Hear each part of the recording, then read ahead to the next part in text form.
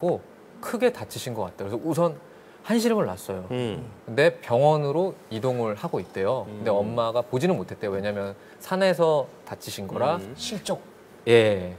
이제 뭐 헬기로 해서 이렇게. 그래서 이제 누나들한테 연락을 취해서 병원을 가는데 이제 매형들이랑 만나서 차를 타고 병원 가는데 제 핸드폰으로 모르는 번호가 전화가 오는 거예요. 근데 이제 그때 조금 이상했었어요. 근데 야, 모르는 번호가 느낌이 네, 들어요. 근데 딱 맞아. 받았어요. 근데 언제 확실했냐면 그분이 뭐 제 성함을 여쭤보고 누구 보호자 되세요? 그러더라고요. 근데 여기도 그랬던 게 그러니까 보호자 되세요? 그래서 제가 맞는데요? 그랬더니 그걸 물어보더라고요. 운전하고 계세요? 그러더라고요. 아이고. 그때 이제 딱 알았죠. 느낌이 근데 오죠. 한 번 더 물어보더라고요. 운전하고 계세요? 그래서 아니요. 그랬는데 이제 돌아가셨다고. 네. 태규 씨가 가장 먼저 태규 씨한테 알린 거예요?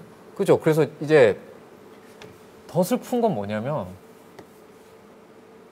보호자였던 거예요, 제가. 그치, 이제 저 법적으로는 사실은. 한 번도 그렇게 생각 안 했거든요. 네. 왜냐하면 나의 보호자가 아버지지. 그렇죠. 그래서 그렇더라고요. 근데 이제 병원에 딱 도착했는데 이제 거기에 더 힘든 상황이 남아 있는 거예요. 굉장히 잔인한. 왜냐하면 사고를 당하셨는데 네. 보호자가 확인을 해야 돼요. 아. 야, 그거 참. 네. 예. 근데 이게 뭐 이렇게 실족사를 하신 거라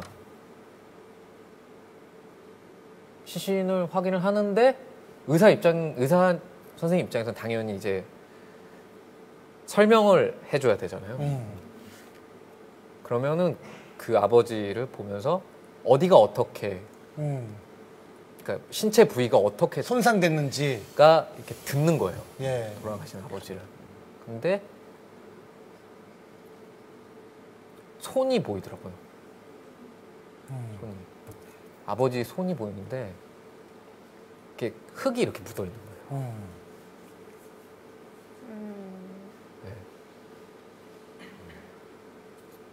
네. 참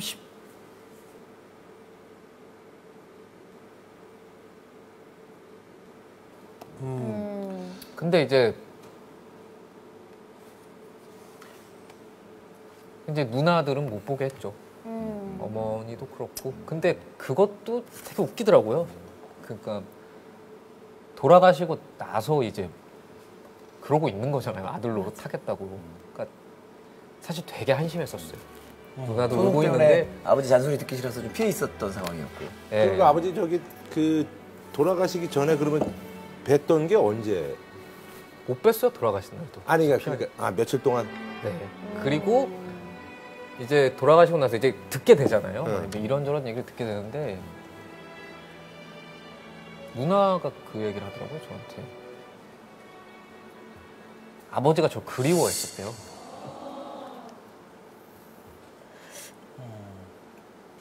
근데 이게 사이가 네. 평생 그런 표현 안 해보신 그쵸. 아버지들은 절대 표현 못해요. 그런데 태규야 보고 싶구나 이런 얘기를 맞아요. 대부분의 아버지들이 못해요.